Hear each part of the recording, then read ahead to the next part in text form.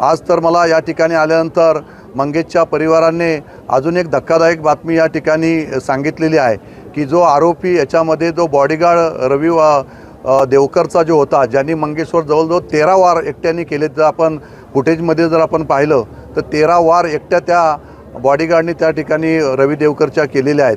तो बॉडीगार्ड हा वाल्मिक कराडचा साथीदार आहे आणि वाल्मिक कराडच्या बरोबर त्याच्या पेजवर पण त्याचं नाव आहे किंवा त्याच्यात ग्रुपवर तो आहे. आणि अशा पद्धतीने तो धनंजय मुंडेच्या याच्यावर पण आहेत, त्या गडावरचे पण त्याच्यावरचे फोटो आहेत, त्याच्याकडचे सगळे आज आता फोटो आम्हाला आज मिळालेले आहेत.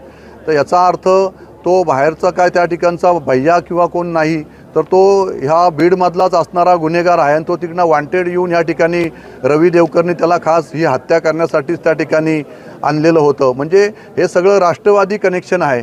धनंजय मुंडे, वाल्मिक कराड आणि आता हा रवी देवकरने आणलेला हा जो बॉडीगार्ड आहे हा सुद्धा त्या ठिकाणी बीडचाच असल्यामुळे त्यांनी क्रूरपणे मंगेशची हत्या करण्यासाठी मध्ये त्याचा सहभाग सर्वात मोठा आहे. त्यांनी 13 वार जवळजवळ मंगेशवर केलेले आहेत आणि अशा पद्धतीचं हे कृत्य हे राष्ट्रवादीच्या कार्यकर्त्यांनी त्या ठिकाणी केलेलं असतानासुद्धा सुनील तटकरेंनी ज्या पद्धतीने आज काल कर्जतमध्ये येऊन त्यांना पाठबळ देण्याचं काम या ठिकाणी केलेलं आहे आणि त्यांनाच परत त्या ठिकाणी वाचवण्याचा प्रयत्न सुनील तटकरे त्या ठिकाणी करत आहेत.